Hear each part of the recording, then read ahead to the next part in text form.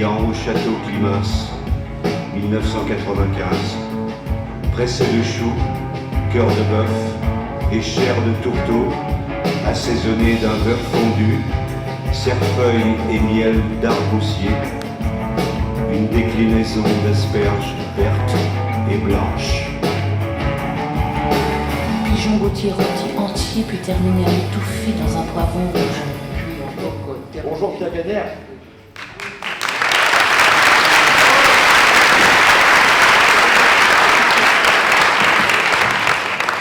Vous l'avez reconnu cette chanson? Ah oui, ça a presque 20 ans. Donc c'était un groupe qui s'appelait Aston Villa. Aston Villa. D'ailleurs, j'avais rencontré ce groupe à France Inter avec Jean-Louis Foulquier et sympathisé avec le batteur, Laurent Muller, qui aujourd'hui vit en Espagne. Et puis ils ont fait cette chanson donc, sur la carte. Donc on les a reconnus, il y a Zazie, il y a mon ami Jacques Lansman, il y a Bachung. D'ailleurs, il y a une version où Bachung dit toute la chanson, c'est Bachung qui la chante. On entend un peu plus tard dans le... Il y a Coff, Jean-Pierre Coff. Jean-Pierre Coff, c'est un cadeau, ça. Qui m'a précédé sur les ondes de France Inter, c'était la chanson Slow Food, sortie, comme vous le dites, en 2002, issue de l'album Strange, donc de Aston Villa, qui est un groupe de rock français, et qui a en fait mis en musique un menu de votre restaurant. Voilà, preuve, Pierre Gagnère, que vous inspirez les artistes. Vous êtes même l'un des très rares chefs qu'on considère comme un artiste total. Bon, alors il y a eu beaucoup de surnoms dans la presse, le Matisse des fourneaux, le jazzman de la gastronomie, parce que votre cuisine semble vraiment mue par l'instinct de création. Vous êtes chef du Balzac à Paris depuis 1996, 3 étoiles au guide Michelin. Vous avez, on les a comptés avec Magali qui travaille à vos côtés, 15 restaurants. Vous totalisez 13 étoiles sur ces 15 restaurants, sans compter les cartes des 10 Fouquet's que vous signez, à commencer par le Fouquet's à Paris. Et vous avez écrit, on les a comptés aussi, 12 livres de cuisine. Et le 11 octobre dernier est paru cet impressionnant pavé, 448 pages. On l'a pesé, il fait quasiment 2 kilos. Ce livre est presque né d'un malentendu. J'étais parti pour sur autre chose. Et puis, j'ouvre un placard, et ce placard est rempli de cahiers. Depuis le jour où j'ai commencé à travailler, comme responsable, je dirais, et j'ai commencé à écrire tout ce que je faisais. Alors, il n'y a pas de recette, effectivement. Le plus dur, c'était d'écrire ces 15 ou 20 recettes, parce que en fait, je me rends compte que j'ai passé ma vie, et puis c'est pas terminé, j'espère, ça va durer encore un peu, à donner des intentions artistiques, à donner un projet que je confie à des cuisiniers qui ont du talent, au moins de talent. C'est évident que les garçons qui m'accompagnent, ils doivent rentrer dans une espèce de logique qui est un peu ma logique, mais dans laquelle ils doivent être aussi capables de mettre leur cœur. Voilà. Alors ce livre, il est un peu épais, c'est vrai, mais il est pas mal, Là, pour le coup, il y a tout un déroulé d'intentions artistiques, tous ces menus que j'ai produits, il en manque encore des centaines presque. Mais bon, il fallait bien faire un choix, on ne peut pas faire un livre de 10 kilos. Hein. Donc c'est un déroulé de tous ces menus que j'ai produits depuis 50 ans, et puis aussi émaillé de quelques recettes de condiments, voilà, des photos intimes, des petits témoignages privés, enfin voilà. C'est une façon de dire, lorsqu'on fait bien son métier, on peut donner du sens à sa vie. Voilà. Moi, c'est un peu mon credo. Voilà. Ce que je trouve intéressant, c'est ça pose un peu mon travail. Alors là, on aurait pu en faire presque 3 comme ça, hein, parce que effectivement, j'ai beaucoup produit. Alors avec tout ce que ça implique comme défaut, parce que n'ayant pas de recette, n'ayant pas de plat figé, il y a des choses qui ne sont pas toujours abouties, mais dans tous les cas, ça montre la cohérence et l'histoire d'un type qui a pris comme terrain de jeu la cuisine et qui en a fait quelque chose et c'est ce que je veux aujourd'hui partager par ce livre, mais aussi par quotidien, de montrer que le travail, c'est pas si grave que ça, et que ça peut aider, et ça, non seulement ça aide, mais ça donne un sens à votre vie. Voilà. Et ça, je crois que c'est très important. Et ce livre, c'est la preuve qu'on peut, à travers un métier manuel, qui n'est pas tant que ça d'ailleurs, on peut vraiment se construire, grandir, et quand on donne du sens à sa vie, eh bien on crée plutôt autour de soi de la douceur, de la passion, de l'enthousiasme. Voilà, donc c'est ça, ce livre. C'était évidemment trop simple de faire un livre de recettes. Il s'agit donc d'un livre qui raconte un demi-siècle de votre vie en cuisine, à travers, comme vous l'avez dit, des documents de toutes sortes, très souvent inédits d'ailleurs, des menus, des photos personnelles, des notes écrites, des recettes. Et je vous propose justement, et c'est le menu qu'on vous propose, cher public, eh bien de feuilleter votre livre à travers des documents qu'on a choisis. Vous allez nous les commenter et ça va nous permettre eh bien, tout simplement de raconter votre trajectoire en cuisine. Ça n'a pas été le coup de foudre immédiat avec la cuisine, c'est le moins que l'on puisse dire. Est-ce qu'on peut dire, Pierre, que vous avez commencé votre carrière sur un malentendu? Moi, je pense que la chance que j'ai eue, c'est d'arriver à un moment où il y a eu des François-Régis Gaudry qui étaient Goemio, voilà. Et ces gens, c'était la première fois, je ne sais pas ce que vous en pensez, qu'on écrivait la cuisine. Et le fait de mettre des mots sur des émotions culinaires, ça a complètement changé le regard du public sur le monde de la cuisine. Ces gens-là se sont appuyés sur Bocuse, Poirot, Eberlin, Verger, enfin, toute cette équipée qui a profité de cet appel d'air, et puis c'était les 30 Glorieuses, on sortait au restaurant, comme on allait au théâtre, ou qu'on allait voir une expo. Et moi j'avais ma grand-mère qui avait une ferme avec 3 poules et 2 vaches, et voilà, et elle avait une espèce d'auberge. J'avais été marqué, j'étais enfant, une nuit un représentant de commerce arrive, c'était dans le Haut-Forez, là au-dessus de Montbrison, vers Savonnet-le-Château, et il y avait toujours la soupe, elle était toujours au coin du fourneau. Ben, il était 2h du matin, je crois peut-être 3h, j'en sais rien, et ben, le type a tapé à la porte, et il est rentré, il a eu son bol de soupe, et puis elle l'a hébergé. Donc la notion d'aubergiste, et aujourd'hui, avec ce qu'on vient de vivre avec le Covid et tout, c'est très important. Bien sûr, il faut que ce soit bon, les gamelles, mais la façon dont on la pose, la gamelle, elle est aussi importante.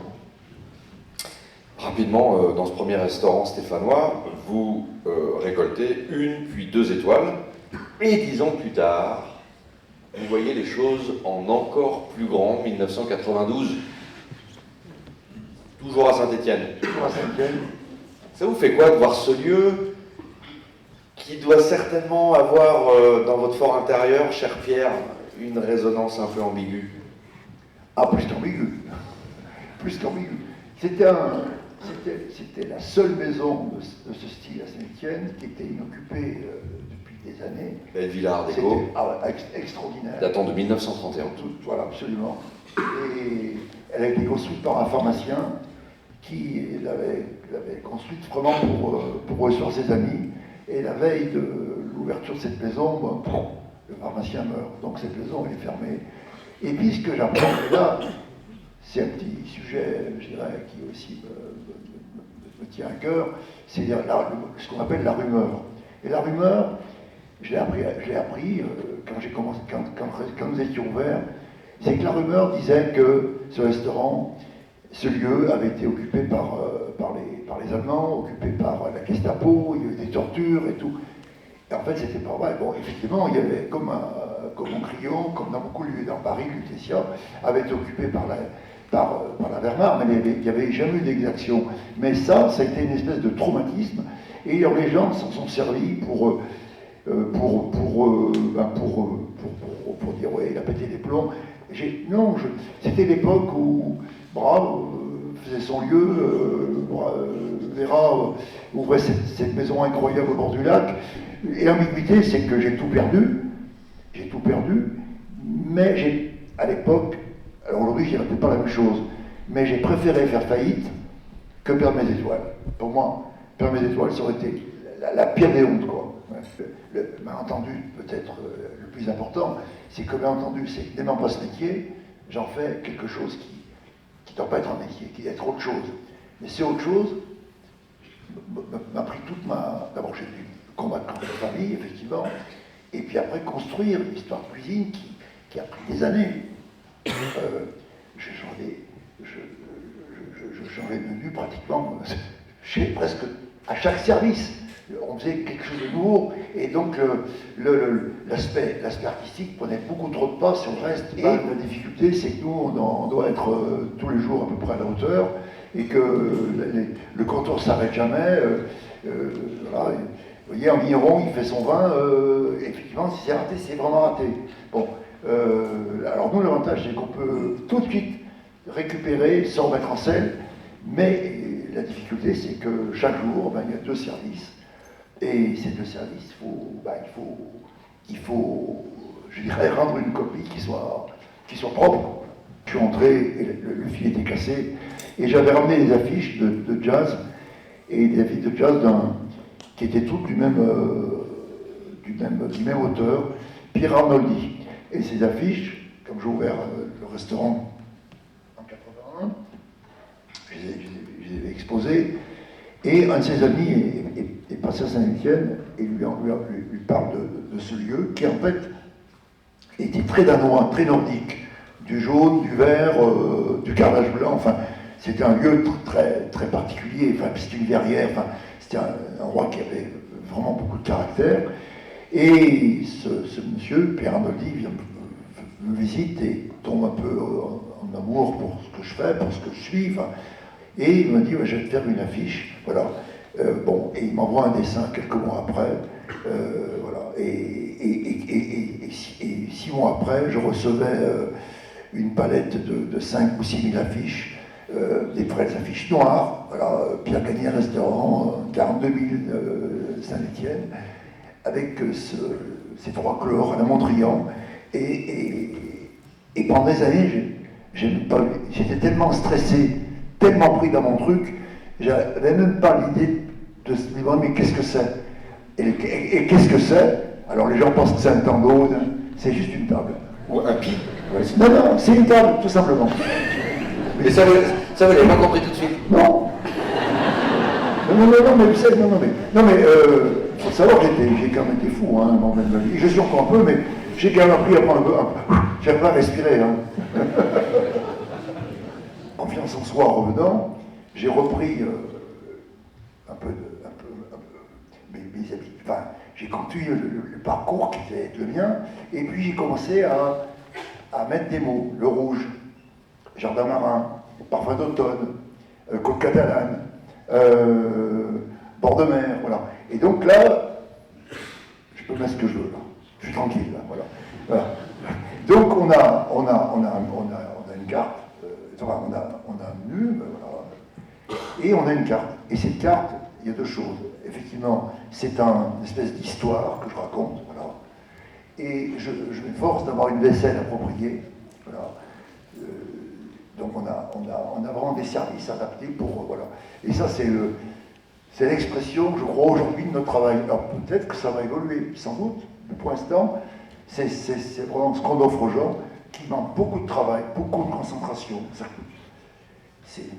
Enfin, et là, pour le coup, je dois dire que je rends hommage aux gens qui m'entourent, parce que ça demande beaucoup de réflexion, et je m'engage à ce qu'il n'y ait aucun élément qu'on retrouve dans là. Non. Quand il y a une carotte là, on ne la trouve pas dans un bouche ou derrière. Enfin, voilà. Donc c'est une multitude de produits. Voilà. Alors ça, c'est vraiment l'expression ultime de ce que je peux faire aujourd'hui. Voilà. Mais je ne sais pas ce que je voulais. Donc j'étais incapable de déléguer. Je cuisinais. Et comme le dit Paul, le philosophe, on trouve son chemin en marchant. Ben moi, je trouvais mon énergie, je trouvais mes idées en cuisinant, en faisant, quoi. Alors aujourd'hui, bon, c'est un peu plus... Effectivement, il y a un peu de recul, j'arrive mieux à verbaliser, j'arrive mieux à expliquer, j'arrive mieux à partager, voilà. Ouais. ça prend du temps. Hein. Pierre Gagnère est devant vous. Vous y avez travaillé 4 ans. Exactement. Voilà, je peux me permettre de parler de mon expérience, mais quand je suis arrivé, tu travailles et tu vis un rêve, quoi. C'est quelque chose pour moi, j'avais rêvé toujours de faire un 3 étoiles Michelin à Paris, et c'est vrai que quand tu arrives de la province, tu montes, c'est déjà quelque chose. Et puis tu es aux côtés de fourneau de M. Gagnère, et c'est quelque chose de magique, et comme dit le chef, quoi, il m'a redonné goût à la cuisine, redonné goût aux gens. Voilà, le Balzac, je pense que c'est, même l'équipe Pierre Gagnère, c'est une famille, c'est des gens qui t'entourent, c'est des gens bienveillants, qui disent les choses en mal ou en bien, et qui sont bénéfiques pour toi, que tu décides d'écouter ou pas. Ça, voilà, moi, le chef, je lui dois beaucoup. Comme il dit, je parle pas beaucoup, je n'aime pas m'exprimer, mais voilà, Ça va, Ouais. On apprend auprès de Pierre Gagnère des valeurs, le travail, une forme de bienveillance, on apprend un accompagnement. On apprend aussi, qu'est-ce qu'on apprend culinairement? On apprend la cuisine du moment, quoi, la cuisine d'émotion. Et j'ai mis beaucoup de temps à comprendre ça. Mais quand tu fais la cuisine pour les gens que t'aimes, et que ce sera la meilleure cuisine du monde. Et je pense que en disant ça, je le dis parce que pour chaque table, il y a une bienveillance, il y a une chose, il y a une prise de risque, et en même temps, c'est vivant. Et l'émotion, elle se transmet à travers le vivant. Et une recette, on peut pas transmettre à travers une recette parce que c'est trop figé. Et je pense que comprendre les choses à travers un produit, des gens, une émotion, le temps, l'humeur, tout ça, ça rentre pour faire un plat. Et je pense que la cuisine du chef, c'est ça, quoi. C'est transmettre une émotion au client.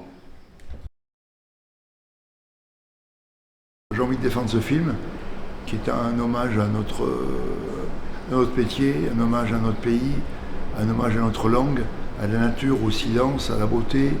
Voilà. Dis oui aussi parce que j'ai été touché par le metteur en scène, Tran Anh Hung, qui est un homme d'une délicatesse et d'une force propre à l'histoire qu'il représente par rapport à son pays. Voilà. Et puis aussi François-Régis Gaudric, hein, qui est quelqu'un que je respecte, qui fait un boulot formidable pour notre métier. Voilà, donc tout ça. Puis je suis un peu voisin, puisque j'ai notre restaurant à Nîmes, à l'Impérator. Donc tout ça, ça crée de la... C'était que des... Et puis découvrir Uzès, parce que tout le monde parlait d'Uzès, et je ne connaissais pas, puisque j'ai jamais eu l'occasion de venir, même en étant voisin avec Nîmes. Mais voilà, donc c'était toutes ces raisons qui m'ont poussé à dire oui, tout de suite. Alors, oui, il y a 6 ans, chaque hiver, nous avons un pot-au-feu. Alors, et un peu customisé, je dirais. Et puis Tran Anh Hung vient déjeuner chez nous. Et puis il dit, vous savez, je prépare un film où il y a du pot-au-feu. Enfin, est-ce que vous aimeriez nous aider à travailler sur le film? Tout de suite, je dis oui, parce que, comme beaucoup de cuisiniers, d'ailleurs, j'adore le cinéma, parce que le cinéma, c'est un plaisir solitaire. On peut, l'après-midi, entre 4 et 6 heures, on a des coupures. Et moi, je les ai passées quand j'étais plus jeune, dans les salles noires parisiennes. Voilà. Aujourd'hui, le cinéma, il est clairement entouré d'un... c'est mieux. Donc voilà. Donc finalement, ce film se trouve les budgets. Et puis, et là, je passe la table avec Tran Anh Hung, qui m'explique ce qu'il veut. Et je me rends compte que c'est énorme. Tout ce que vous allez voir, je pense que c'est assez rare. Je pense que c'est rarissime. Laurent sera plus à même de répondre que moi, mais ce n'est que la nourriture réelle. C'est-à-dire que c'est un déroulé de plats que nous avons cuisinés. Moi, j'ai un de mes chefs qui est resté 5 semaines sur le tournage. Il y a eu 20 carrés de veau, il y a eu des kilos de laitue braisée, il y a eu des omelettes, il y a eu, voilà. Et il y a un vol au vent extraordinaire. Et ce film est un ode à notre culture française, la gastronomie, la nature, le silence, la langue, non, il n'y a pas de musique, il n'y a que des bruits de cuisine. Alors, moi, je défends le film avec force parce que d'abord, j'ai vraiment sympathisé avec les gens du film, le couple Tran et sa femme, qui sont des gens incroyables, qui viennent, c'est des bonnes people, hein, ils sont arrivés en France il y a 40 ans et ils aiment la France mieux que nous. Vraiment, pour eux, c'est un hommage à ce que nous sommes. Et moi, il se trouve que j'ai une femme qui n'aime pas manger. Pas du tout. Et quand elle a vu le film à Cannes avec moi, j'étais très inquiet de ses réactions, parce que vraiment, entre guillemets, la bouffe, ça l'emmerde, vraiment. Et quand elle est sortie, elle m'a dit, écoute, il y a 10 minutes, les 10 premières minutes, je me suis ennuyé, et après, j'ai adoré. Donc, je pense que vous allez adorer. Le milieu m'a pas épargné, m'a même moqué pas mal, parce qu'effectivement, j'avais des codes un peu vestimentaires un peu différents, et c'est pour ça que je fais attention lorsque je vois des gamins tatoués, des gamins les cheveux un peu longs, ou la barbe un peu... Je dis, attends, n'oublie pas que t'étais un jeune con aussi, quoi. Donc...